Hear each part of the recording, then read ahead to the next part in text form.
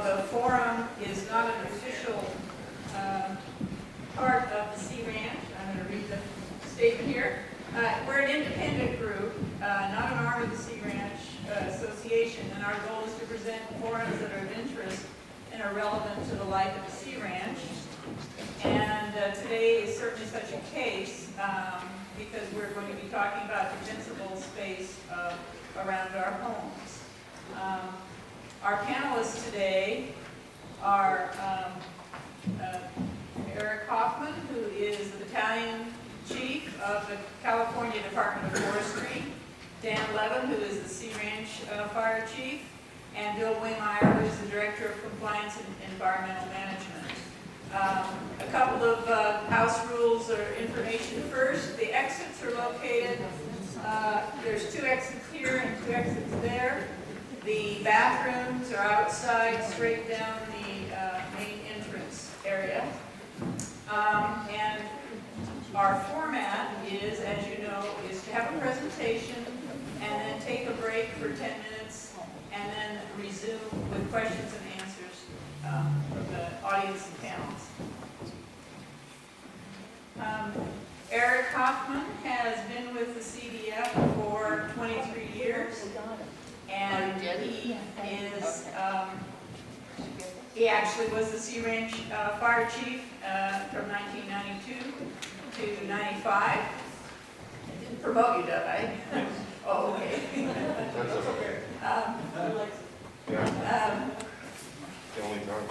Yeah, and he's here today to talk about defensible space and the new guidelines that have recently come out for homeowners. And so with that, I will turn over the podium to Eric, and he will speak to us, and then I'm sure we'll have a lot of questions. And if the presentation doesn't quite take an hour, we will break right after the presentation and come back for questions. Eric?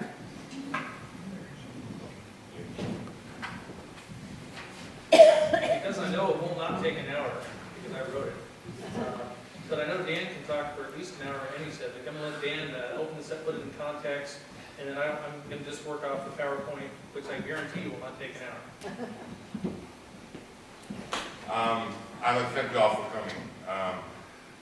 Vegetation management is a key issue in the Sea Ranch. Everybody knows it. Everybody's been talking about it. I'm hoping there are some. I'm hoping we're not preaching to the choir. Although when I look around, I see a lot of people who are very supportive, and that's good. I would like to see some people who are not supportive, and hopefully you speak up, because this is a good forum to discuss the pros and cons.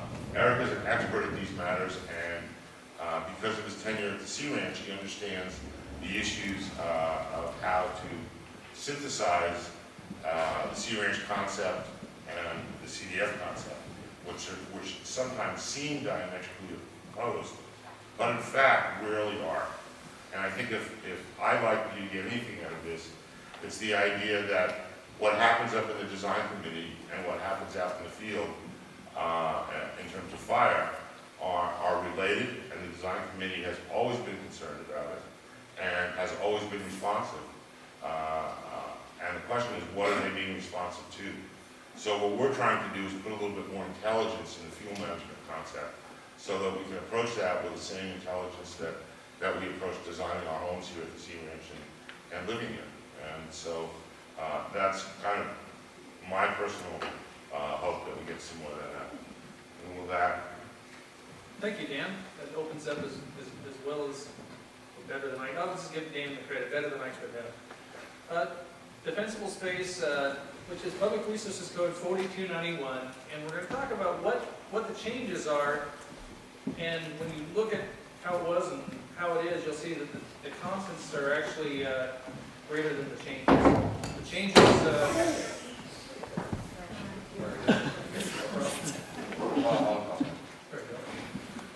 The changes that have occurred are primarily in some distances of clearance, and the rest is pretty much unchanged.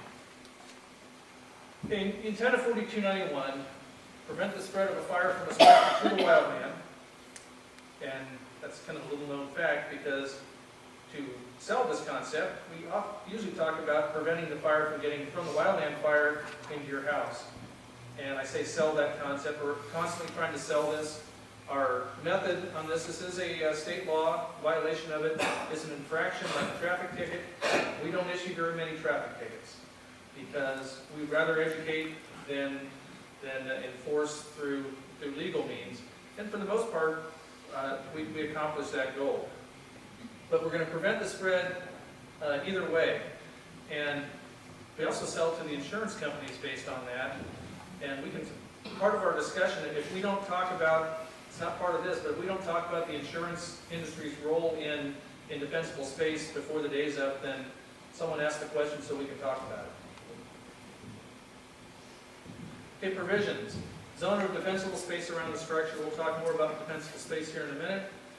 Dead growth, overhanging roofs. That's always been there. You have dead branches hanging over a roof, it has to be trimmed. Roofs clear of needles, branches, and leaves. Now, when I was here, we did probably 400 to 500 inspections a year, and that was the #1 culprit. If we're going to check a box and leave a notice on someone's door, that was it. It was roofs were not clear of debris. And guess what side of the highway that was? Not in the meadows. Wasn't too much problem with grass up on the roof, but the upper side of Highway 1 had that problem, and almost every violation there would have that box checked. So that's just something to think about. That hasn't changed either. Branches at least 10 feet from chimneys and stovepipes. So that's live, dead, green, brown, whatever. We don't want the branches near the stovepipes. And maintain a metal screen over the chimney outlets, and it should be a ½ inch screen. That's what's specified. And it's not, although I've seen it written as no greater than ½ inch, it is in fact 1/2 inch, because any smaller than that can cause some problems with creosote blocking.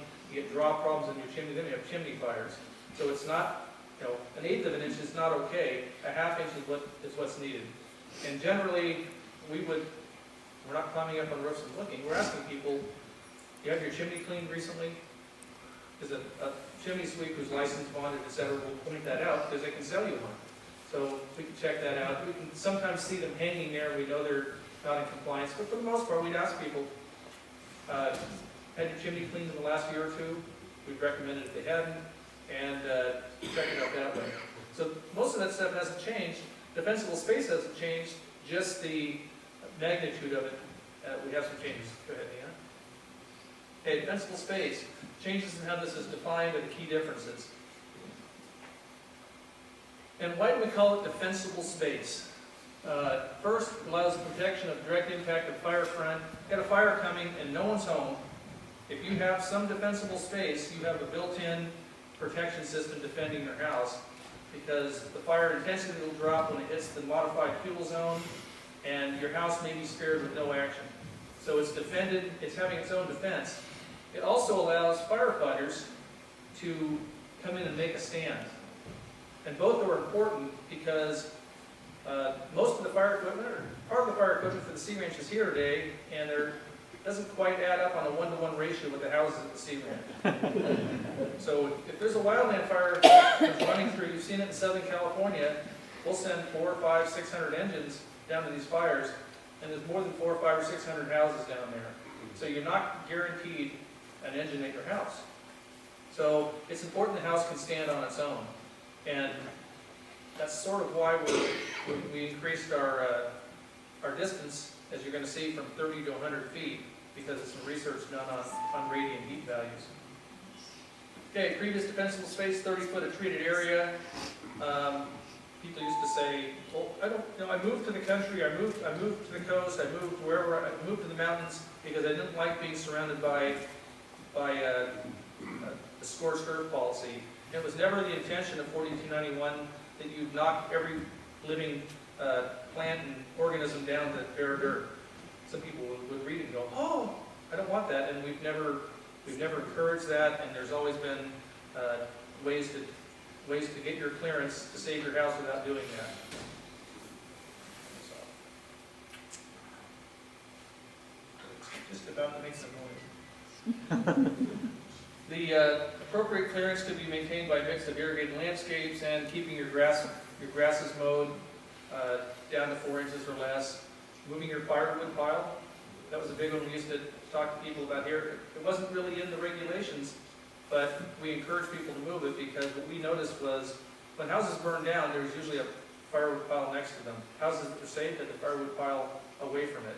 Firewood's a great source for catching embers, and so simple things like that. Ground litter, limbing up trees, spacing of your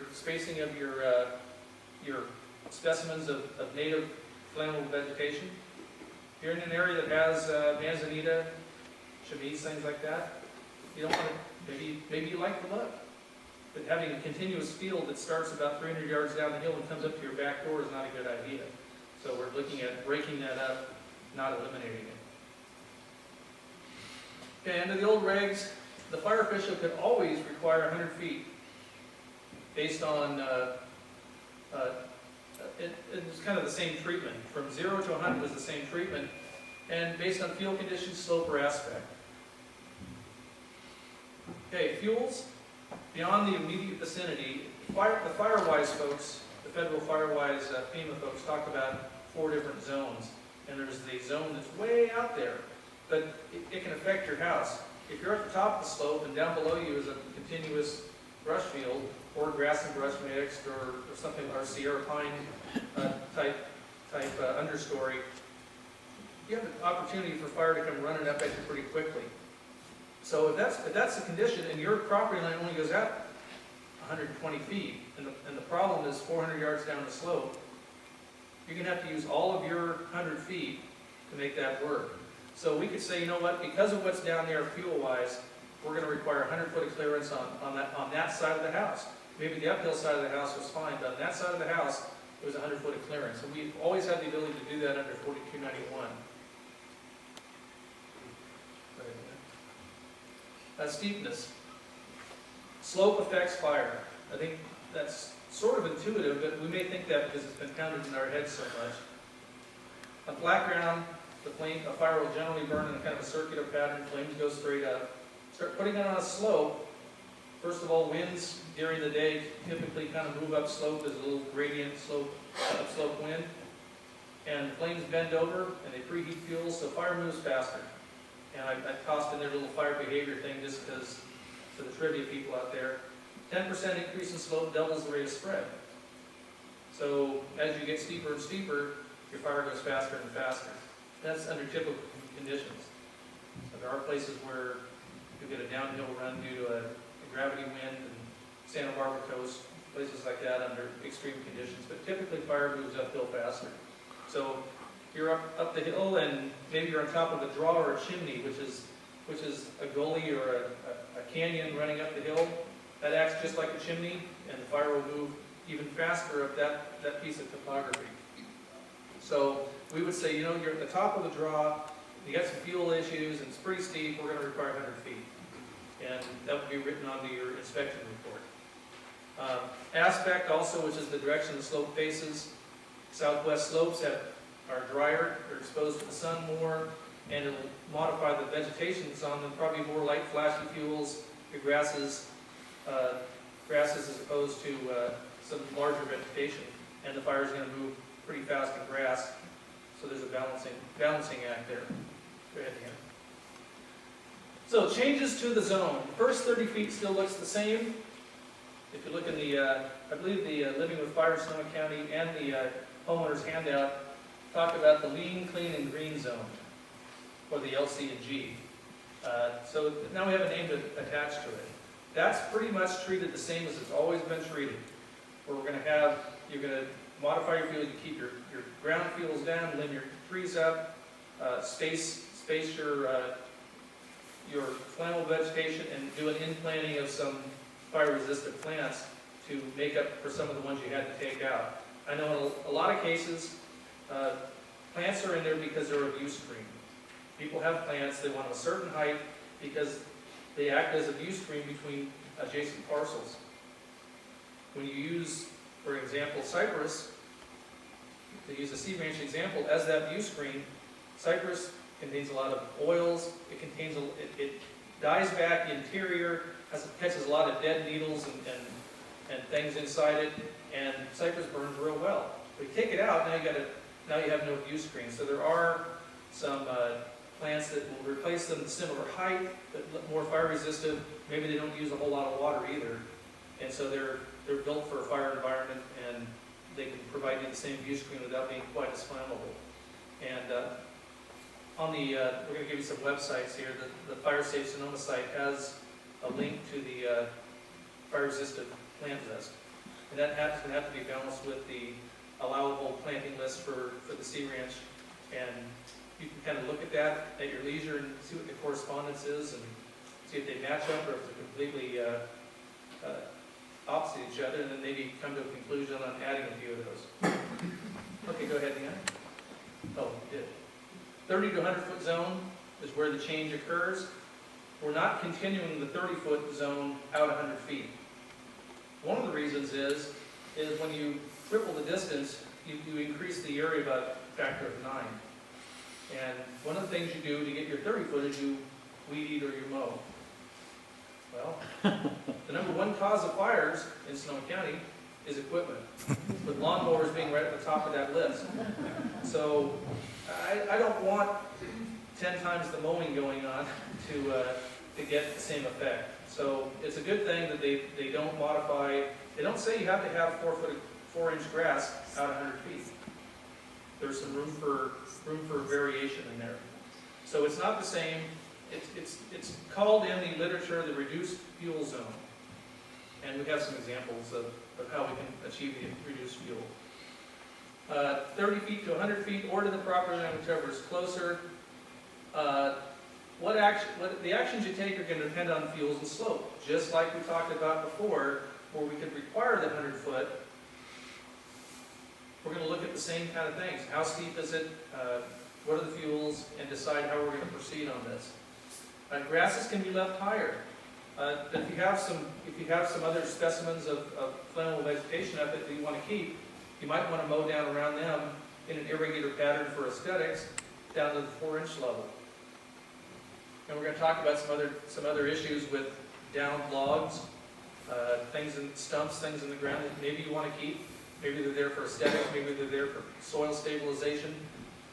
You can leave them there, but you're going to have to modify the grass around it, but you don't have the mowed look that makes it look like the rough at a U.S. Open all the way out for 100 feet. The intention of the fuel modification is to break up vertical and horizontal continuity. And that's sort of the fuel modification that's always been 4291. We don't want ground fires becoming crown fires.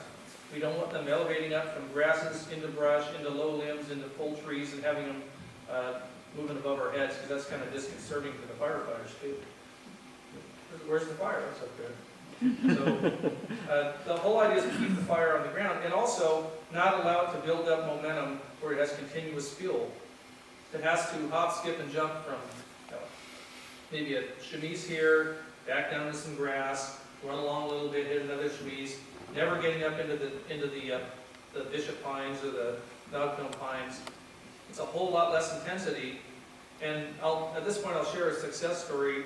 Hidden Valley Lakes out in Middletown area has in their homeowners group, they have a requirement that every year each property gets inspected for 4291. And they also do some commons area perimeter defense.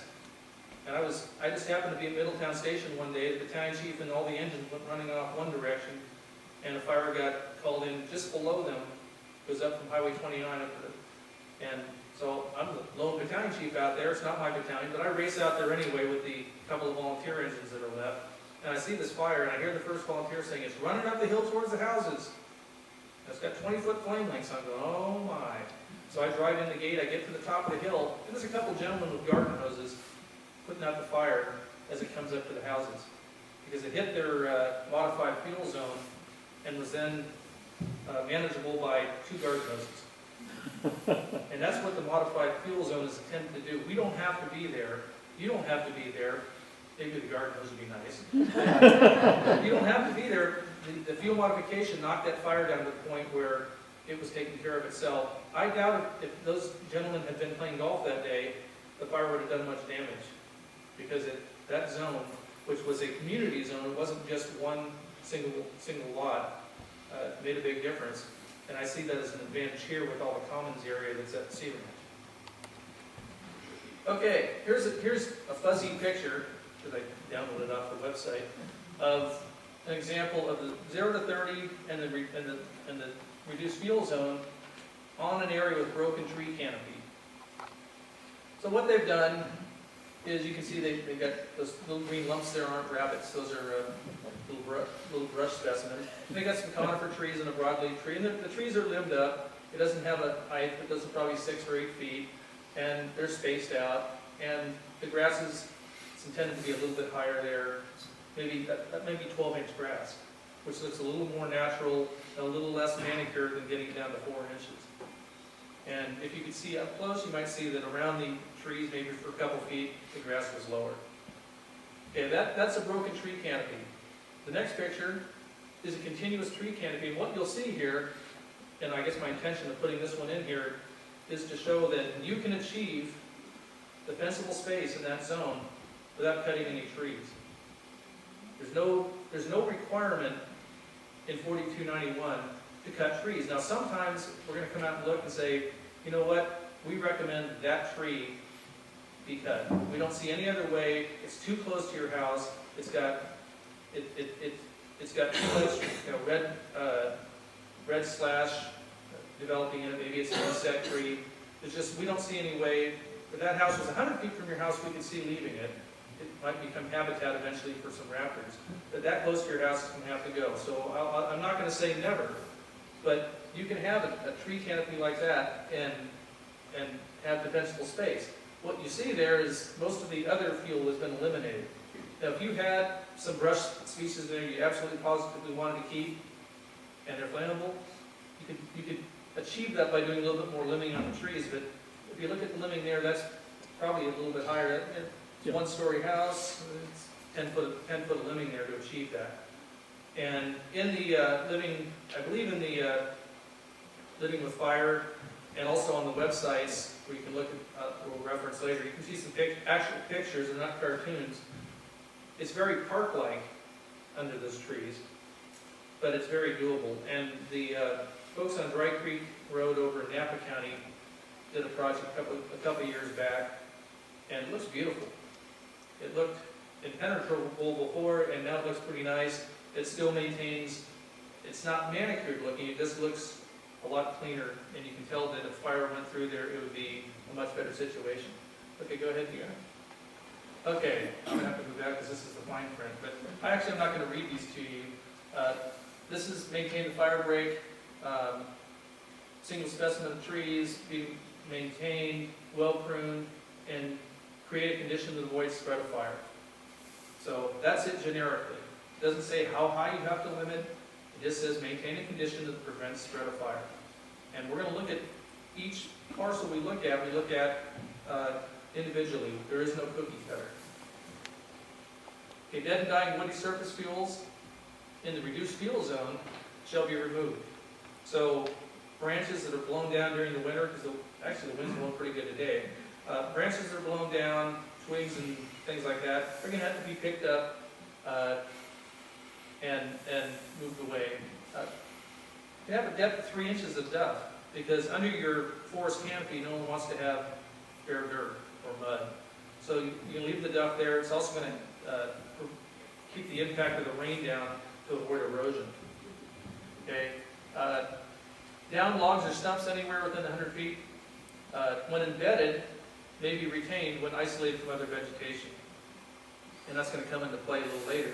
But you have the natural environment look, and you don't want to pick up every down log you might have, especially a redwood log that may be there for 100 years, because it's old growth stuff, lasts a while. Not like the fence post I bought at the unnamed home supply store. Anyway, occasional standing dead trees, snags. We leave snags on, we require that snags be left on timber operations because they're habitat. So they have to leave some snags. If you have a snag on your property, you want to leave it there, and it's not going to fall on your house in a fire. It's not going to block the key ingress-egress route. It says about one per acre. Okay, grass should not exceed 4 inches in height, and we're talking the 30 to 100 foot zone. except may keep grass another forbs, even though grass isn't really a forb, less than 18 inches in height, less than 18 but above 4, where it's not going to provide that spread to the other vegetation we talked about. And they're isolated from other fields. So if you want to keep a clump of 3 manzanita shrubs here, you're going to have to keep the grass around it a couple feet down to that 4 inch. And once again, knowing that the Sea Ranch regulations say that when you do your property mowing, you leave it in a regular pattern. You probably want to do the same thing for your area around these shrubs. Okay, I'm definitely not going to read this. This is available in your handout, I believe, and it's available on the website. This is what an inspector might tape to the back of your clipboard to determine some of their spacing. And I almost guarantee if I come out to do an inspection, I'm not looking at it. I'm using kind of what I know will work rather than this. It may closely align to this, but I'm not going to say, okay, I got my clinometer, I got 20%, therefore it's double the height of the brush. Those are rules of thumb, and I think it's one of those things I know when I see it. And it probably does closely align to this, but I won't be looking at it. But if you're a homeowner and you don't really have, if you haven't seen a fire run up a hill before, this would give you an idea of what the inspector is going to be looking for anyway. And it gives you some room to argue when they tell you to do it. No, I'm just kidding. Other considerations for this process, fire safety, proper disposal of your whatever you trimmed and clipped, soil stability, not doing a timber harvest, tree removal issues, and riparian zones. Okay, fire safety, and that's going to predominantly come, we already talked about the lawnmower issue, equipment use and burning. We're in the northern Sonoma Air Quality Management District. Open burning is permitted. Many people take advantage of that, and it's a good way to get rid of the stuff on the proper burn days. However, burn escapes in the spring are probably our #1 cause of fires. They go away in the summer because a lot of times the burns are suspended. But fires do escape, believe it or not, from these burn piles, so we want to be careful with that. Go ahead and, okay, are you doing the right thing the wrong way? And there's our friendly guy, looks like he's from Scooby-Doo, with his dog behind us pointing at the fire. That's literally how it happens, by the way, with the lawnmower fire. It happens behind you, and I've had people say, I was mowing the grass in the back 40 with my bladed mower, and a fire happened on the other side of the field. I said, what do you think caused it? I have no idea. What probably happened is the metal blade hit a rock, or they didn't have a spark arrestor, or their belt, if it's a high wheel mower, the belt got some chaff in it and heated up and started a fire. It happens all sorts of different ways. So, we just talked about, there's some things on the bottom there. This is also on the CDF website. Right there it is, www.fire.ca.gov. This and many more fire safe tips are on there. But this is a huge problem for us, so we don't want that to happen. Spark arresters on all your equipment. If you're hiring someone to do it, I know the folks who do a lot of the mowing here do it every year, and they do it every year because they become trusted, and that's good. Make sure if you hire someone to do it that they know what they're doing. Because we've had contractors who do mowing for a living who had no idea that they needed a spark arrestor, or that they shouldn't mow when it's 110 degrees. So go figure. Okay, safe burning. See your local fire station personnel for safe burning guidelines. When you go to get your permit, which are required as of May 1st to the end of fire season, burn permits are required by CDF. And when you go get your permit, you will be given all the fire safe things you can think of. And if you ask questions, you'll get even more. And just putting my plug in for George Erkman at Northern Sonoma, make sure you follow the burn guidelines that they set for air quality. It's just kind of fair to your neighbors not to smoke them out because the air is stagnant that day and it's a no burn day. Also, they have a pretty hefty site look with them too. Soil stability, steep slopes. There aren't any steep slopes on the coast, are there? Avoid soil disturbance. Mitigate your fuel surrounding embedded down logs rather than removing the embedded items. If you have a nice log that's been sitting there a few years, cross slope, it's holding up the soil. The coastal soils, you got the Franciscan Formation running along here, turns into blue goo when the rain real hard. We don't want to disturb that if we can get away with it, so we're going to avoid soil disturbance. And it's not like the fire crew that comes out with the tools and digs it down to the mineral soil that leaves a swath. That's not the intention of this, and there'd be very few times you're ever going to have to expose any bare soil. Timber harvest, we're removing marketable species, Doug fir, redwood, and several others. If you're going to remove that tree, you need to check with the forest practice folks in CDF before you do it, just to avoid any problems. Because I don't know all the rules, I can't tell you what they are. Sometimes you can remove a tree if you use it on your property, you build it on your property, you don't sell it, but I don't want to confuse people with those issues. You can call one of our foresters down at the Santa Rosa office, and they'll be glad to talk to you about it. And that way we avoid that saying, well, Eric came up and told us we could harvest our timber for fire safety and we're okay, because that's not necessarily the truth. Non-timber species, whatever other tree there may be, I know that permits are required on the sea ranch to cut them. So make sure, if we're gonna go out and say, this tree needs to be cut, and there seems to be an issue with that, and you can't, maybe the permit process might take a while. I think we can come up with something, particularly after our discussion today, where if there's an issue, and we're gonna say, you need to take that tree out, that we bring someone out from the committee, they look at it right then and there, we shake hands and agree on it, or disagree on it, and we come up with a conclusion, so the homeowner is not being bounced back and forth between CDF and the review, CDF back and forth. Let's come out on site and make a determination. But as I said before, the number of tree removals I see us authorize are very low. It's not a necessary part of most compliance. Riparian zones, very similar to soil disturbance. Near water courses, just like the timber harvest folks, they have to leave big buffer zones around year-round streams and some water courses that run half a year. They're going to keep away from them. They're not going to disturb them because it leads to siltation and other problems downstream. Don't operate equipment, wheel or track within the buffer zone. And if you're working above, on a steep slope above, obviously we want to minimize the soil disturbance, because what we don't want is the soil to start there and it runs down and ends up getting into a salmon habitat or something. So avoid that. For more information, there's our website on the top, www.fire.ca.gov. You can go to the fire station, talk to them. The folks there have a wealth of knowledge. And Fire Safe Sonoma, there's their website. If you want to write it down again, I'll leave it up there for a few minutes. And if you call that number, right now my voicemail box is full, so it won't work. I found out that if you store messages as old, they take up space too. And I've got to get them out of there, but that number will normally work to get a hold of me.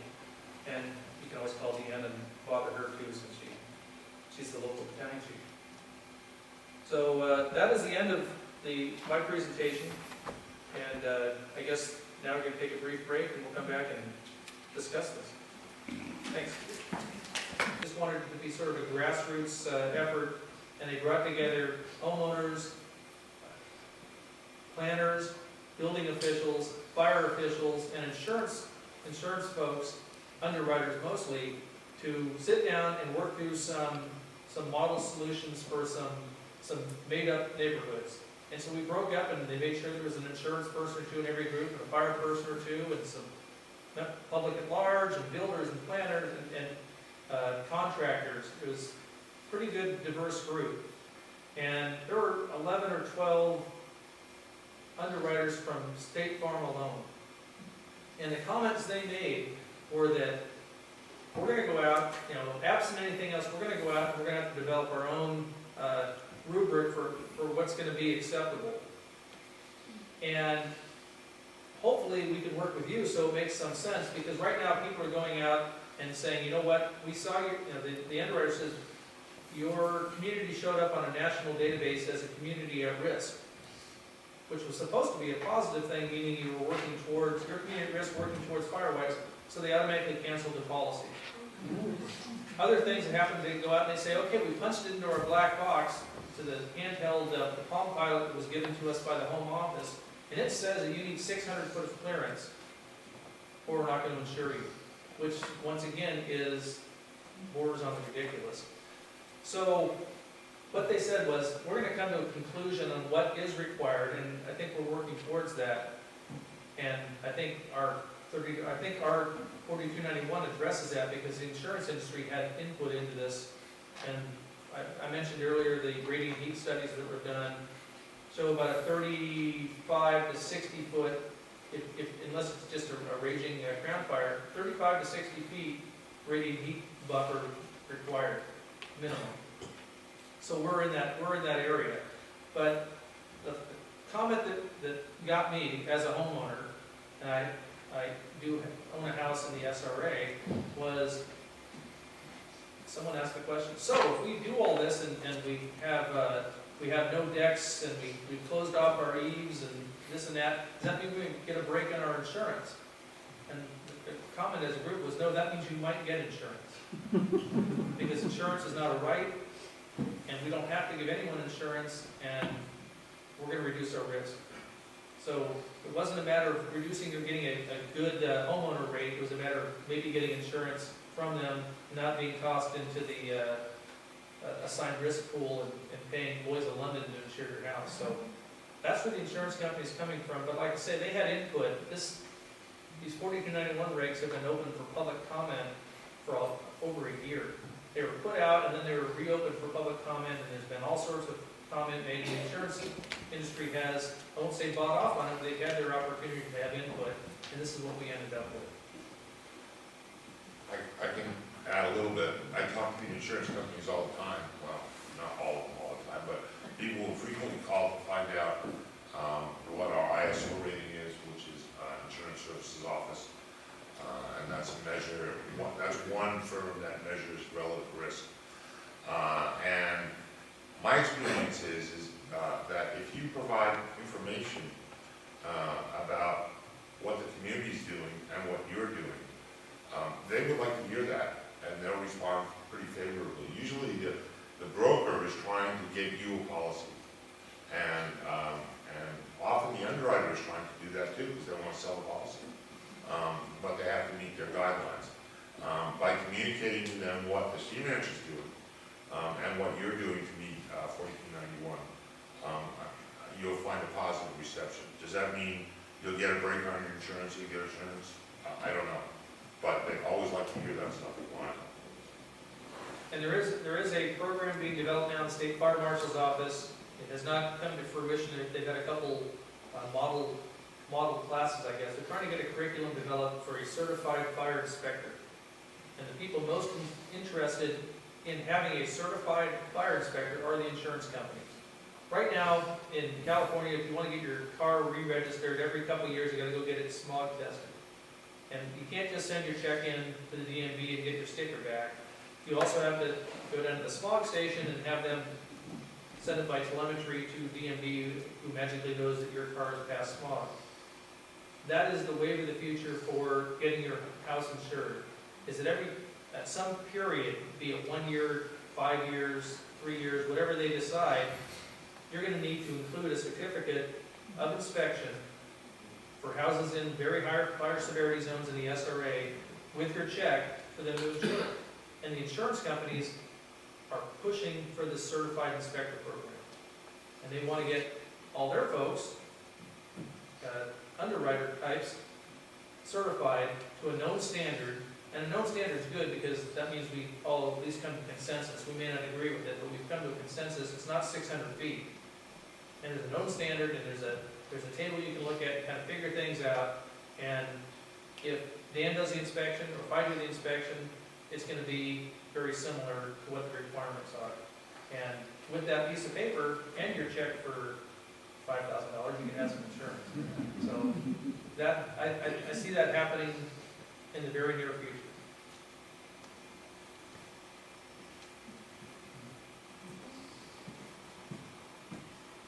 I'm Debbie Tyler, and I'm going to be a devil's advocate today. I have a lot of questions, but I'll just start with one. Your Bible. I have no complaint whatsoever with any of the things I've heard today. I it all makes sense, it sounds reasonable, and I'm content with it. But I have quite a number of complaints with what I read in here. It seems to me we're in a position of being sort of at the mercy of the who is administering these regulations. And I don't know how we can guarantee that we're going to get good sense. I think one of the things that bothers me the most, you showed the tree with the canopies meeting. This one talks about on a 0 to 20% slope having a 10-foot distance between trees, and that's not trunks, it's between canopies. And it goes up as the slope increases. If you applied that here, or any regulatory agency looking at these, or insurance company decided to apply that here, we lose our forest. It really makes a huge impact. So I think you guys are wonderful, but I think there's some real problems here in some of these regulations. You want to comment? Yeah. This is a generic Bible. It's not specific. It's also from Butte County. It is, although it's been edited down for Sonoma, and we're going to get the author of this book to, I guess he's a guy, right? This is the Bible. Keep on. Pete's going to come and talk about how he changed some of the conclusions that came to in this book. But let me say this. The solution that we developed, Dibby, I think, is a solution that has to represent the values of the sea ranch, coupled with the need to reduce fuel. Yes, as time goes on, the sea ranch will change. It will look different. It has to look different. The question is it what you want it to look like?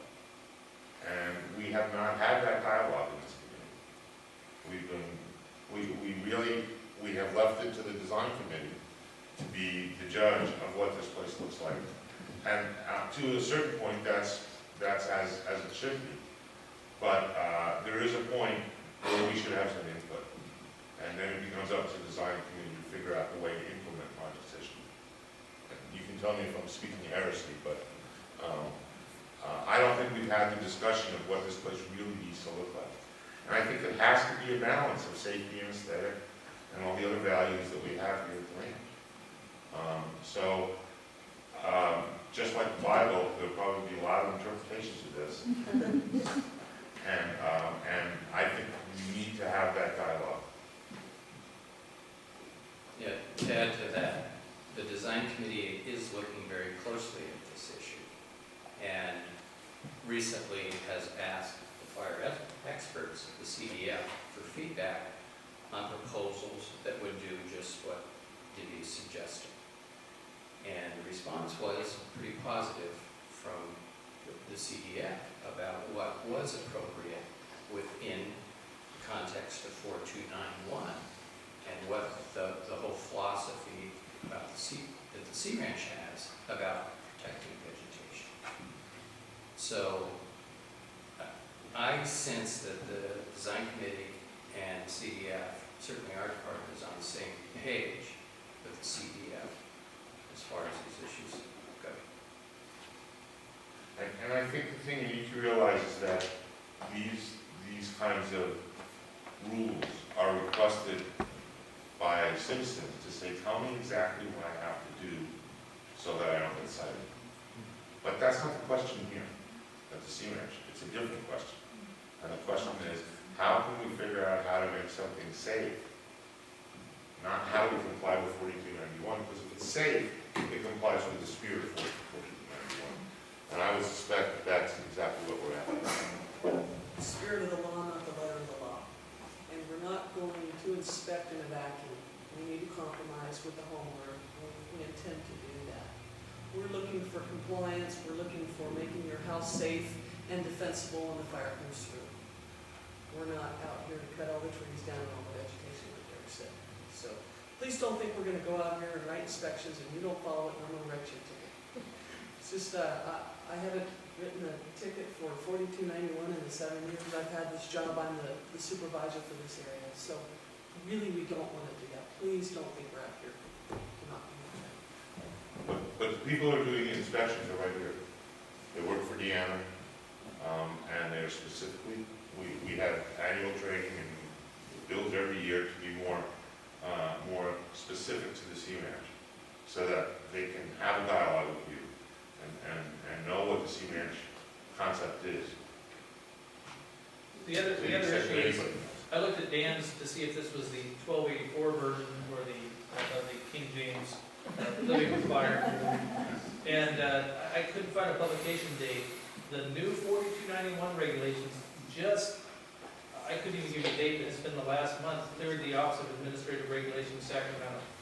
They just got through. The information in this is more dated than the information on the new 4291 regulations, which you'll find if you go to the CDF website. You can find all the handouts, the homeowner checklist, the guidelines. There are guidelines. Those guidelines, it's a 9-page document with pictures. I like pictures.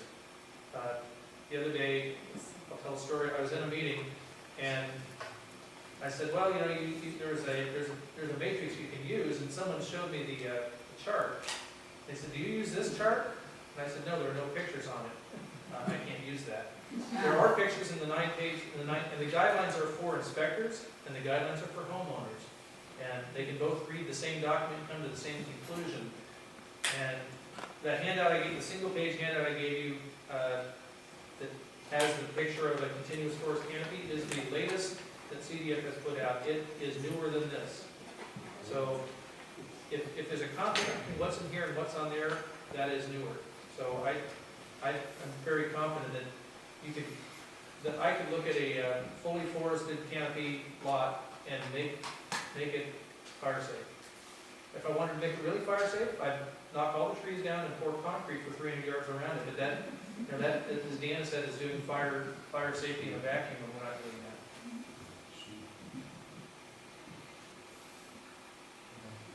Thank you. I'm Susan Schofield, and I live up on Schooner. As a young adult and living in Napa County, I watched my home burn to the ground, and hundreds of my farm animals burn or have to escape. So I'm particularly sensitive to this. I live in an area where there's a ravine going up to my home. Recently, my insurance Allstate gave me an ultimatum that I clear 200 feet around my house or they cancel my insurance.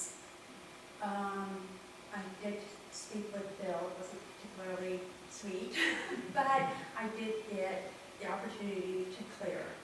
I did pay Imani Seatbelt $3,435 to do that job. They just paid yesterday, which was done about 2 weeks ago. It's already growing back. Okay, what do? I look at that and by the day it's growing. What do I do to keep that clear? I know that I'm at the top of a ravine. I know it's a chimney effect. What do I do? Okay, the first issue is the insurance company can do what the insurance company, they can say 4291 says this, however, we're in business and we're going to give you an ultimatum. And sometimes a good thing to do here, the suggestion would be ask them if their underwriter can come out and meet with one of the CDF inspectors. They did come up and make an inspection 2 times. Did they meet with the fire No, they inspector did at the same not. time? Because sometimes you're going to get some coming to terms. If they're doing it on their own, they may see things differently than they would if they had someone there from the fire department talking with them. And I say a good trio would be design, fire, and insurance, all looking at the same piece of ground at the same time, bouncing things off each other, coming to consensus there. You might have got away with 150 feet. Well, it was on common ground, so I didn't, at first when they said that, I said, what are you talking about? My property's cleared, and I had to come out and measure. And then I figured out, oh, it's on common ground. That's when Bill got involved with me. And, but still, I look at all that brush down below, I know what can happen in a fire. I watched my home burn. And so when they said, well, change insurance companies, I said, so if it burns down, I changed insurance company, that's okay, I love my home.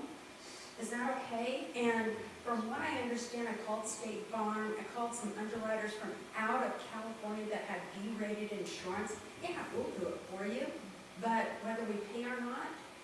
So they said that because of all of the losses that they've been incurring, all of these insurance companies are going to change their criteria, their requirements, and that this is just the start of it.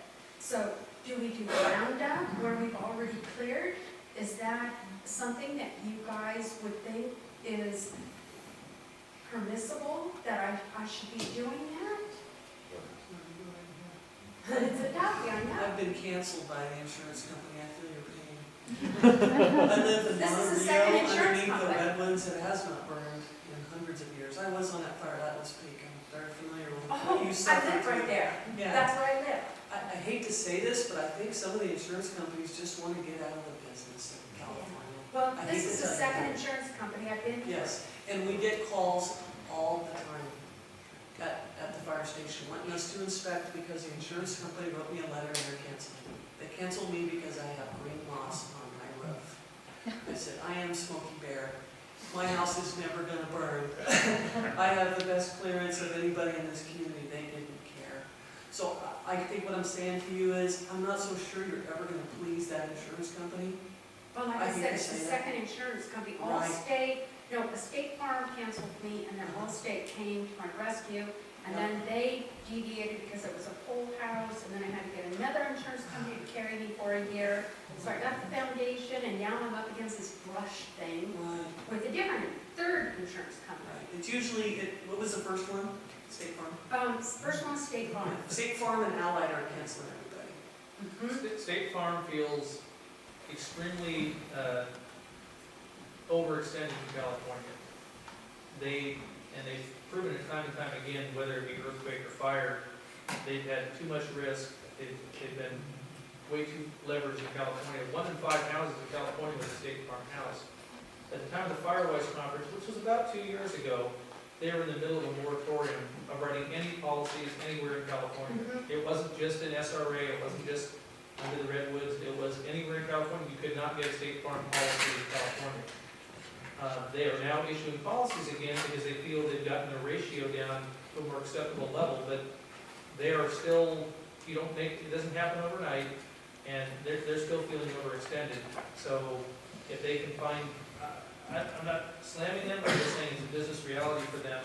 They're not taking things that put them way out there on a limb, and probably almost any house in the SRA they feel puts them on a limb, so. Well, like I said, okay, they canceled me, and then I went to an E-rated company out of California just to carry me while I got the foundation in, which is astronomical. And it was, they warned me, if they pay, if there's a loss, that's the way it is, but it'll satisfy your mortgage company. And then as soon as I got the whole house taken care of, then went to Allstate, and then they wrote me and said, that's it, not gonna insure you. So, again, it's already clear, but I'm seeing it grow by the day. I have a question about that. What specifically, did they tell you that you had to clear the bare mineral soil? 200 limb up and remove all the brush, 200 feet around the property. And they Okay. had, some of it was already cleared, they wanted to the west and to the north. And so, again, that I was, think what needs to happen is, if they're willing to send out another underwriter, they can meet with CDF and perhaps the design committee, because in fact, what they're telling you doesn't make sense either from a fire standpoint or an erosion control standpoint. well, it's You done. have- It's done now, it's Right, clear. but for you to do more than that, or maintain that, may in fact be counterproductive. So, more than likely, the underwriter needs a little local education. We're happy to go out there. In my experience, your situation was very unique. I It figured was it's 200. 250 feet, I believe. 200, 250 feet in the southerly direction and 100 200 feet on on the all sides. sides. Back there, And- paperwork back there. And we facilitated it, but Yes. it's the first time I experienced You're kind of that getting more kind well, of fuel unfortunately. management. Yeah, I think you're exactly right. I think that is the way. You're gonna have more, But and it's gonna grow, not 200, they're gonna be asking for up to that 600, depending on your insurance company. And so now I've got it all clear. I'm happy with it. I don't want to cause any trouble, but I'm seeing it grow every day. I'm just looking at it going, oh my gosh. Okay, do I hire Imani every 3 months at $3,000? Am I able to spray? I would say that growing back it was taken to a certain point. Let's say for some weird reason, 200 feet is what's required. I personally doubt that. I'm a skeptic until I see it myself. I'll fax you it. 200 feet is, no, I'm not doubting, I'm doubting that that's really. Bill has a copy of it. No, I'm not doubting that that's what they told you. I'm doubting that's really what's required. That's really what they need. I don't really think that's needed. 200 feet's a long way.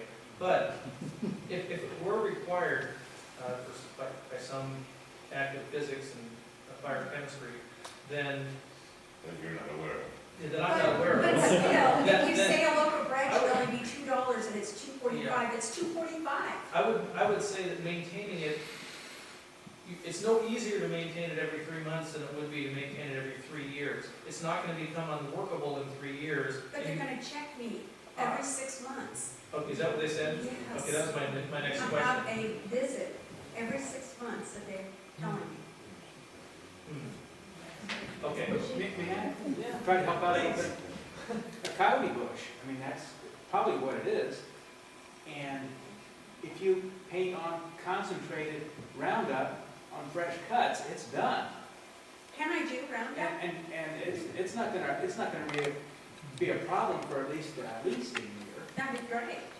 So I know there's some conflict with Roundup in the community, and this is a perfect example of what's going on, and I don't quite understand why there's this turn down on Roundup when it's concentrated. When you spray it, that's one thing, but to dab concentrated 60% on it, it's done. Well, we're not the people that are gonna do that. Yeah, Pardon? not our regulations, I don't know. Yeah, we don't have any regulation against use of Roundup. And in fact, our crews, when they have removed coyote brush before, they have used that technique where you apply it directly to a fresh cut stump of coyote brush, and that'll take care of it. Not always, but most of the time well. And certainly on your own property, you can do that. Of course, the association has always tried to limit the use of herbicides, and but if used appropriately, like you're suggesting, rather than using spray, I think there's a lot less risk there. But is this a solution to the problem? And it could very well be. It's brush for me, it's not a coyote bush. It's not coyote? No, it's just, There is actually quite a bit down there.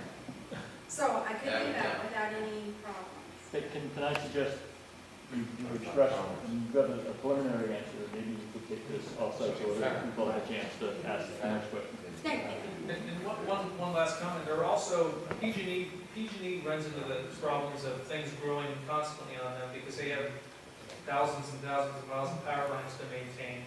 And they use things that will inhibit growth. And they knock things back instead of what would normally take 1 year to grow, it takes 5 years. And they're growth inhibitors, and they're regulated by EPA, and they're legal to apply. Once again, that's not something I would apply myself, but someone who is a licensed applicator and can meet the community demands, if it's brushed on or whatever, growth inhibitors will really slow things down. And that'll save you that 3-month headache every time an inspector comes out. Great, thank you. And think about Insurance companies, and in both those other cases, the owner changed insurance. I don't think that's what's going to happen in the future. So I think Eric's idea about some sort of collaboration between the insurance companies, CDF, and us is the way to go. I have 2 questions for you. The Hold first on. one, get the fire truck. okay. The first one is, plant checker at the county told me that you can't vent your roof now because of the risk from burning embers. He said what? You can't vent your roof? Right. I have a house being designed that has a joisted roof system. You need to ask the And on the supervisor. And on the downhill side, there are vent holes in the plan. They are covered, you know, they have wire, and they're covered with a fascia board. And I was told that this isn't legal now. Is Who is that the plan checker? Paul Marquez? Call him. Okay. I It's a told him, violation of the building code. The building code requires that, that spaces, that are exposed to air be ventilated, because otherwise you get moisture in there and it rains. And so you can't, he's absolutely wrong. that's all I need. I told him that. And there are new fire, what they're called, it's the first inroad into the building code, has been made. There are some regulations out there, and they're very minor modifications right now, as the people who wrote them said, all we did was put the camel's nose into the tent. We haven't, burst through and knocked it over. And they're very minor modifications, and they have to do with protecting ventilation openings, so they're not emperor traps, but you can't not ventilate. And so I think he might have taken one piece of knowledge and kind of extrapolated it out into a bigger piece, but Dan's absolutely right, you have to vent, and there are some specific ways it's gonna get accomplished. And I'm trying to remember specifics, but it doesn't even roll out until next year. So I'm not sure where Mr. Marquez is coming from.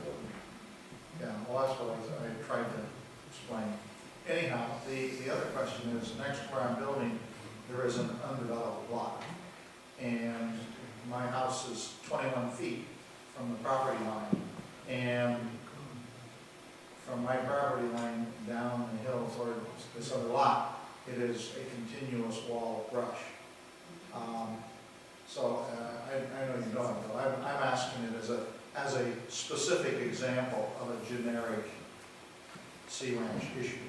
So my question is, in order to provide a defensible space, etc., what am I going to need to do to remove this, or at least thin out this wall of brush to my... You mean from a responsibility standard, who is responsible to do that? Well, I can't go over there and cut his property, Right. his shrubs, so I want to know what I can do to diminish the fire risk on the adjacent lot. It's everybody.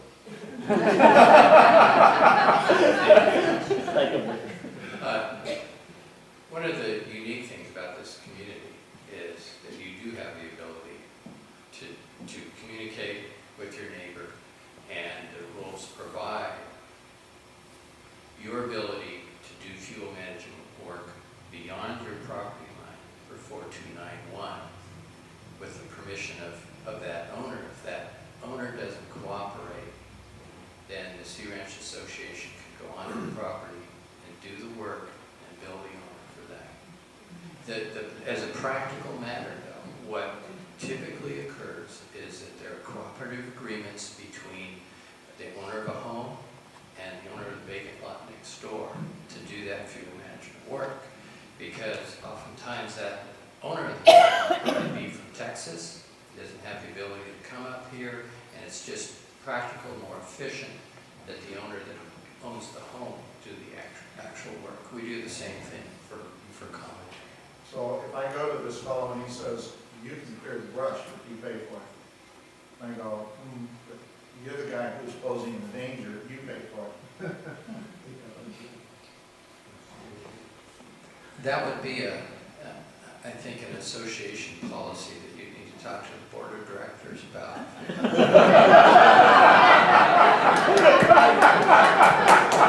Are you sure you want our answer?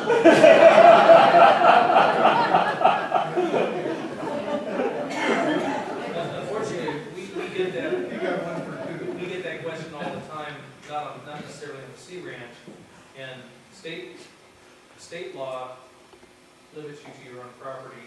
We don't have a statewide quote-unquote weed abatement ordinance.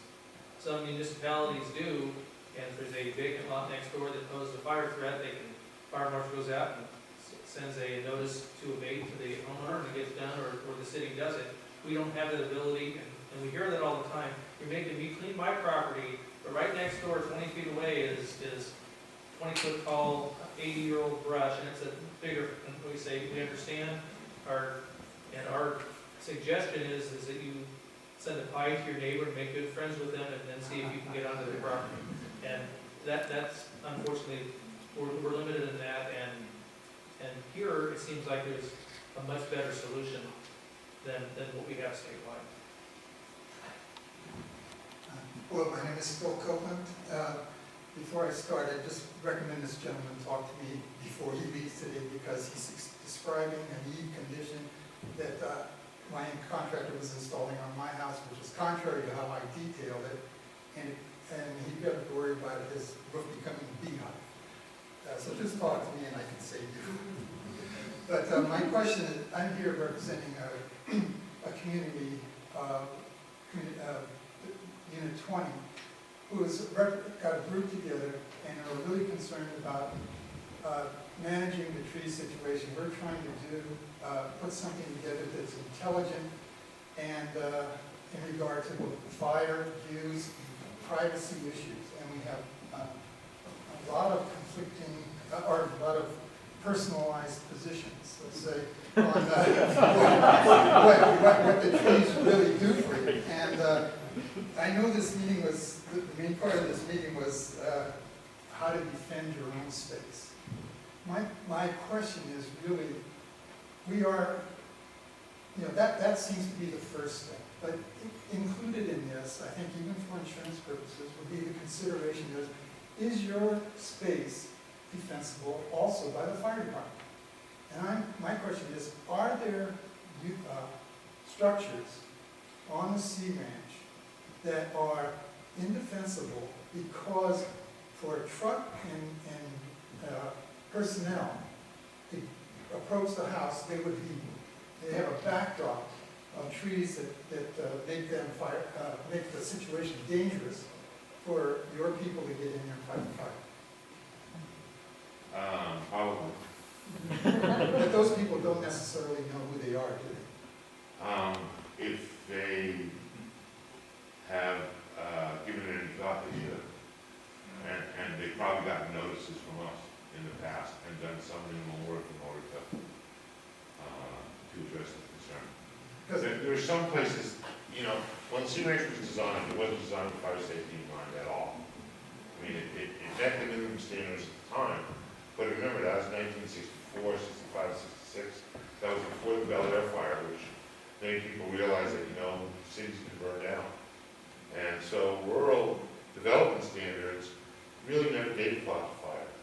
So we have roads now that really don't comply with current development standards. We have a hydrant system that doesn't comply with current development standards. But yet they're there and they're usable. And so the fire department has to adapt its tactics to what we have. Okay?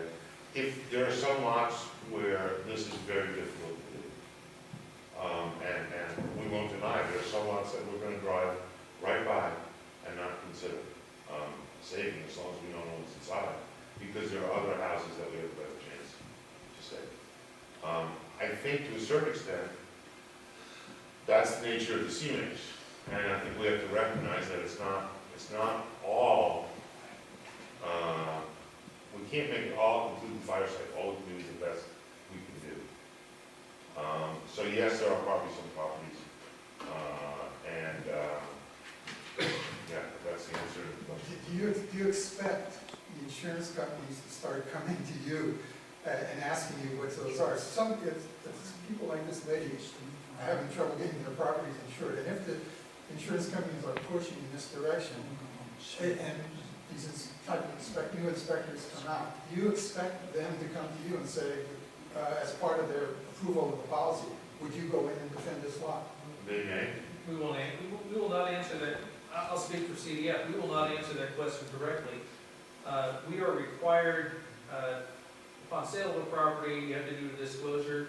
We will write a letter for the disclosure which says how far it is from a water source, how far it is from a paid or volunteer station, response time wise, and the fact that it is indeed and they have the maps, they know it already, it's in a very high fire severity zone.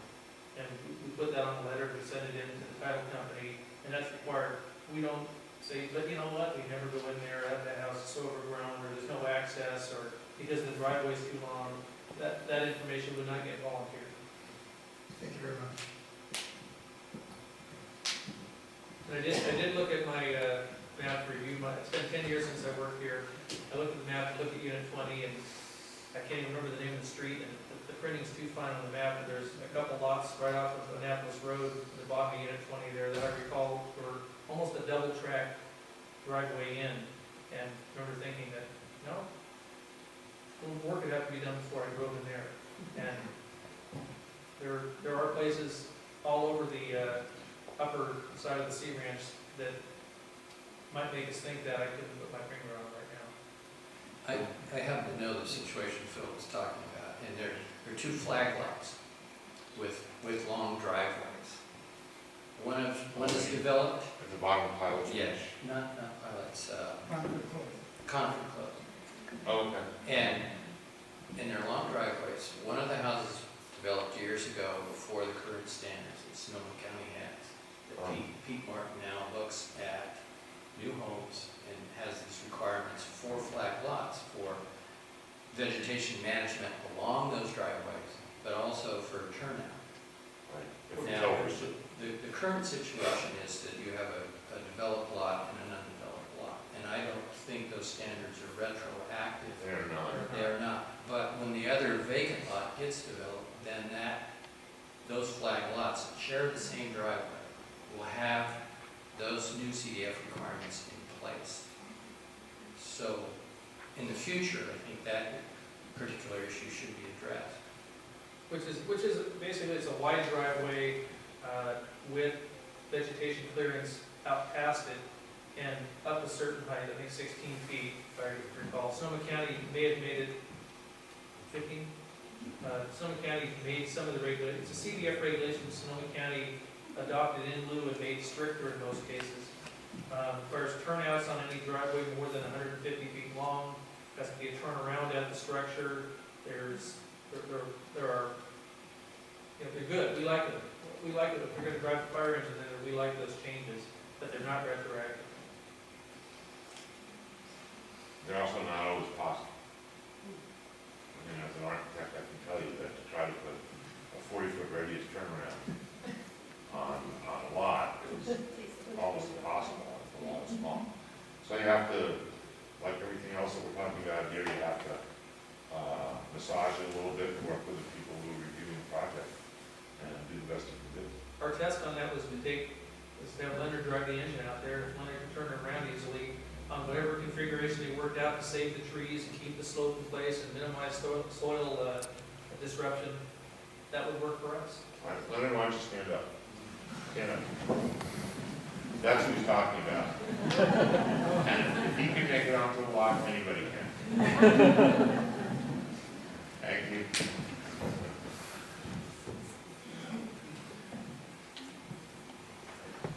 I think this is a follow-up to what we were just talking about. I would like to hear you comment on the county regulations, which I believe have changed recently with respect to issuing building permits. As I understand it, they're requiring defensible space around the house in an inspection by a staff member from the county Office of Emergency Service or Department of Emergency Services comes out to the site and reviews it. Now, I know, as I understand it, this applies simply to new construction, not even perhaps major remodels, but just new construction. Yes. And I would like some comment about this because this seems very parallel to what you're doing and how you interact with that and who's making these inspections. Okay, And are they aware of Sea Ranch? The people who are, let me take the last question first. The people who are making inspections are in the Department of Fire Services, which now is administering law enforcement, fire law enforcement out here. They are familiar with Sea Ranch, and when they have questions, they call the fire department. And they've been instructed specifically to do that. So they're not looking at it the same way they're looking at it day-to-day or in my accounts. It's specific to the same. This is an effort, the regulations, no, this is an effort to make vegetation management part of the development of the property and to hard code it into law for that property. So what that means is you will sign an agreement if you have a new construction project in which you will say, if you want to get a final, you have to sign this agreement, which you'll say you will maintain your vegetation in compliance with your vegetation management plan, which is in compliance with 4291. Okay, and you will do that until you sell the house, and you'll make the new owners aware through the appropriate information transfer that they have about it. Right now, under 4291, it only applies to existing properties. And there's nothing that says you have to do it every year. I mean, it does say in there that you have to maintain it, but it doesn't require, it's not a very strong law, let me say that. But under this policy, it becomes part of your deed, that they can maintain the vegetation management program. The vegetation management program is designed by you and the representative from the Department of Fire Services. So it's not like it's laid on you and you have to do it. It's done jointly. But then it gets reported as part of the information that's passed on in the law. May I follow up? So we do a vegetation management for new properties as part of our fire hazard reduction. Where does the design committee fit in? In this case, the design committee doesn't fit in because it's a county requirement. One thing that does happen is that Pete Martin, Office of Emergency Services, who's the one who signs off on this policy, sends us a copy of the requirements for that particular lot. And I have not really found those requirements to be onerous nor in conflict with anything the design committee would require or is prudent fuel management. They're the same requirements as Eric talked about today. Just trying to get that. Public Resources Code 4290, that is being confused with 4291. 4290 became the law of the state on April 1st, 1992. And it required an inspection at time of final for 4291. So you had to meet the same requirements. This is just taking it a step further on the county level and putting it into the deed and perpetuity. But it was a one-time thing. It had to go in, and the assumption was that thereafter, of course, you would maintain it because it's in your best interest to do so, and the fire department may be inspecting. At that point, there wasn't a whole lot of thought that the insurance companies would. But that point was every 3 or 4 years, the fire department would be back out, and it's in your best interest to do so, so you will. It had to meet it at the time, and at the time they did. Back when I worked at the Sea Ranch 92 through 95, at time of final, we inspected for it, and all the houses met our 4291 requirement. Well, we've been doing that ever since. Yeah. I think it's a good thing. I mean, I hate regulation, and I get building permits all the time, and I hate getting building permits. I'd rather stick needles in my eyes, but what it does do is it makes you think about fuel management during the design phase of the project, which as an architect, I find it much easier to crank that into all the other parameters and say, yes, this is an issue we need to deal with now. And we might even make a change in the design of the house to make fuel management easier. It's, you know, the horse is already gone when we're doing 4291. We have to deal with existing conditions, but we have a great opportunity when we're doing raw design to consider that. So I think it's a positive thing. My question, I think, can best be answered by Bill Wiemeyer. You know, I cut my grass out to the extent of my restricted private, which is 30 feet.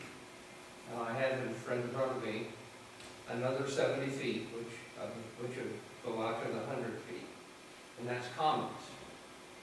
Now, I own that property along with 2,900 other people. Who's responsible for meeting the specifications here? Well, if it's simply, if it's the mowing, the requirement is 30 feet. Right, it only has to be mowed out to 30 feet, grass. Where it extends into the restricted private area and the common area, then according to the recently adopted 7.3 of the Design Committee Rules and Guidelines, it's responsibility of the owner to do that, applicant for vegetation removal extending into the restricted private area and the common area. But then what happens to the other 70 feet? Assuming that there would need to be something done with that property in order to conform to the regulation. I'm certain there are places on the Sea Ranch where I suspect this is true. Lots of places. Yeah.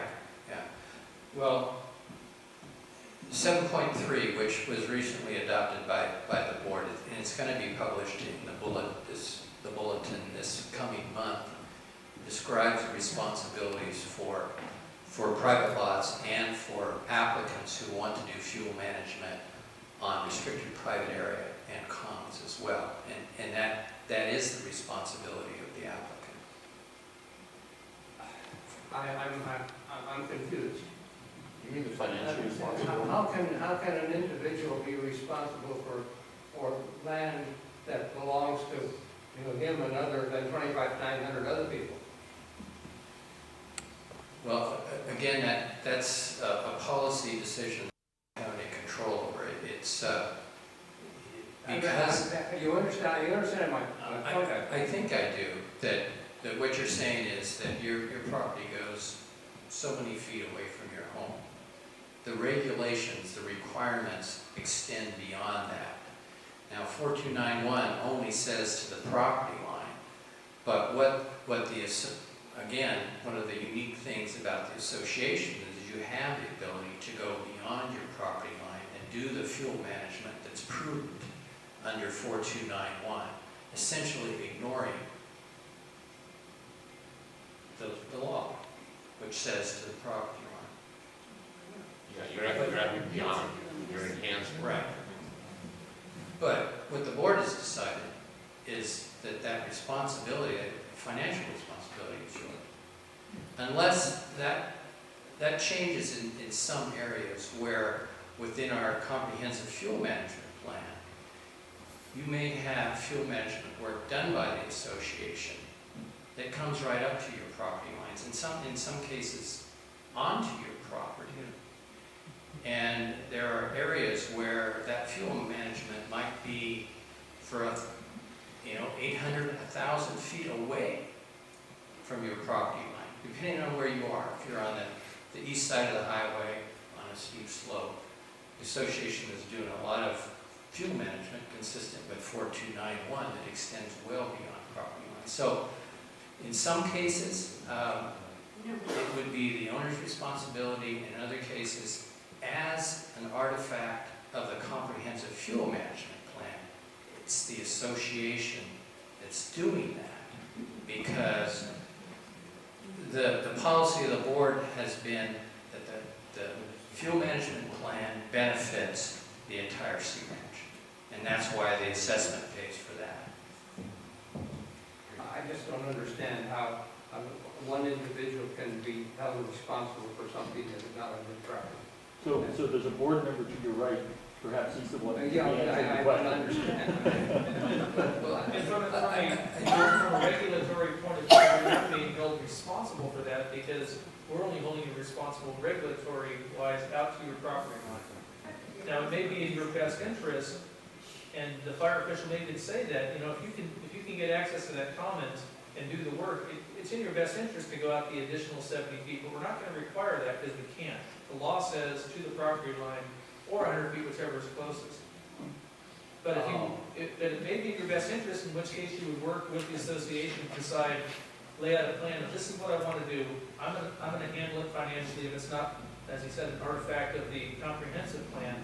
And my thought is I want to mow it down to 2 inches so I can put on it. And the association design review may come back and say, we prefer you keep it at 18 inches and you come to some compromise, but we're not going to require that you go that extra 70 feet. We're only taking the property line, and after that, you're going to negotiate with either another private neighbor or the association if it's commons. Does that make sense? It makes sense, but I don't think it'll work. Well, there actually is another piece to this too, because the county's fire safe standards can require that you secure an easement onto your neighbor's property.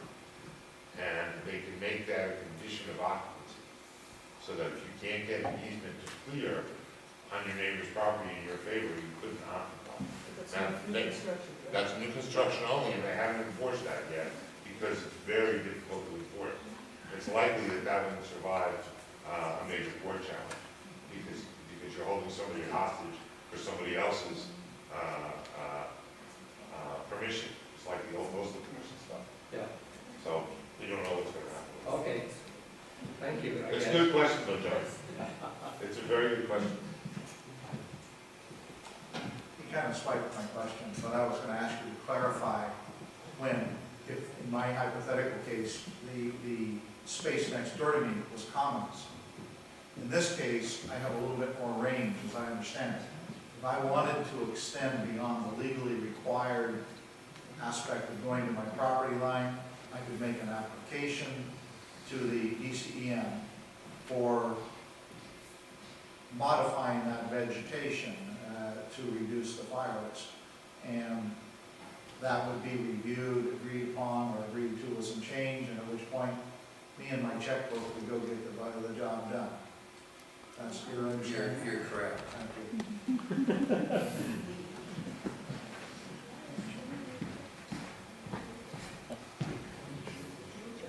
Has there been any experience yet with, we're clearing a lot of fuel, coyote bush, and someone mentioned the magic word erosion. Have we identified any new problem with erosion problems now? Not in my experience with respect to fuel management, no. Okay, because I cleared an awful lot of coyote, and I thought I'd noticed a little more erosion. Well, it's possible. I mean, one of the things that these guys are the Department of Forestry, that's right over here. And so they're concerned about the impact of any fuel management in the forest, any vegetation management. And erosion is part of that concern, right? For example, the grazing program, one of the stipulations for the contractor who's doing the grazing is that they don't overgraze to the extent that they create an erosion situation, which can happen. We've all seen it. So.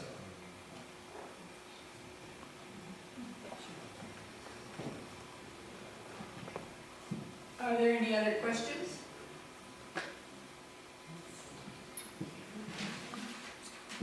I want to thank you for coming to the forum today and to thank our panelists. I think they opened a lot of new things for us to consider.